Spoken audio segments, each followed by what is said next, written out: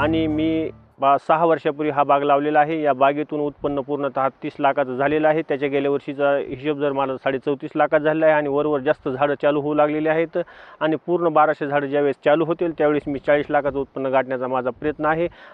आणि यामध्ये मी 1 वर्षामध्ये आता पुढील येणाऱ्या 40 लाखाचं उत्पन्न काढणार आहे। यासाठी मी आतापर्यंत जवळजवळ 5-5.5 लाख रुपये खर्च केलेला आहे। आता त्या खर्चाची विभागणी जर केली तर शेणखत मी 1.5 लाखाचं टाकलेलं आहे। आता ह्याला पूर्णतः आळे पद्धतीने आळे केलेले आहेत, मजुरांनी पूर्ण खत टाकलेलं आहे आणि यावर गवताचं जे नियोजन आहे ते तणनाशकाचा वापर केला आहे, फवारण्या केलेल्या आहेत। आणि हे जी काही आमचे कृषी सहाय्यक सोनोतीकर साहेब मार्गदर्शन करतील, तसेच आमचे जे मित्र आहेत अक्षय मस्के त्यांच्या मार्गदर्शनाखाली हे ज्या बागेचं पूर्णतः कसा फुलवायचा आणि पुढं कसं जायचं हे पूर्ण मी प्रयत्न केलेला आहे आणि करणार आहे। आणि इतर शेतकऱ्यांना काय आव्हान असेल? हां, इतर शेतकऱ्यांना एकच आव्हान असेल की बाबा कुठल्याच नाही, ह्या लिंबू फळबागेसाठी असो अगर इतर कुठल्याही फळबागेसाठी असो, शेतकऱ्यांनी पूर्णतः आधी अभ्यास करायचा आणि नंतरच या क्षेत्रात यशस्वी व्हायला काहीही वेळ लागणार नाही।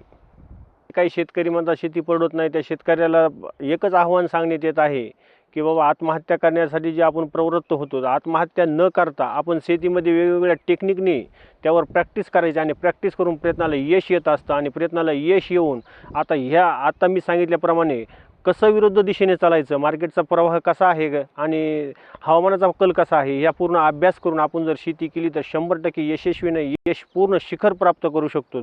परंतु हे अशा चुकीच्या मार्गाला न जाता पूर्णतः अभ्यास करून या मार्गाला शेतकऱ्यांनी यावं आणि स्वतःची उपजीविका भागवावी। मी शेतकऱ्यांना एवढं सांगू शकतो की बाबा, कृषी विभागाकडून MREGS आणि भाऊसाहेब पुंडकर अशा 2 योजना फळबाग लागवडीसाठी 100% अनुदानावर उपलब्ध आहेत। आता जिल्हा अधीक्षक कृषी अधिकारी साहेब आणि तालुका कृषी अधिकारी साहेब यांच्या मार्गदर्शनाखाली मी या शेतकऱ्यांना वेळोवेळी भेटून यांना MREGS मधून लागवड करण्यास प्रवृत्त केलं। त्यातून त्यांनी ही लिंबाची बाग यशस्वी करून दाखवली। यात माझा थोडा का होईना खारीचा वाटा आहे, पण ही जी काही मेहनत आहे ही पूर्णतः शेतकऱ्यांनी करून हे शिखर गाठलेलं आहे। आणि याबाबत इतर शेतकऱ्यांनाही सांगू शकतो की शशिकांत इंगोले यांचं शशिकांत इंगोले यांचं अनुकरण करून आपल्या शेतात फळबाग लागवड करावी।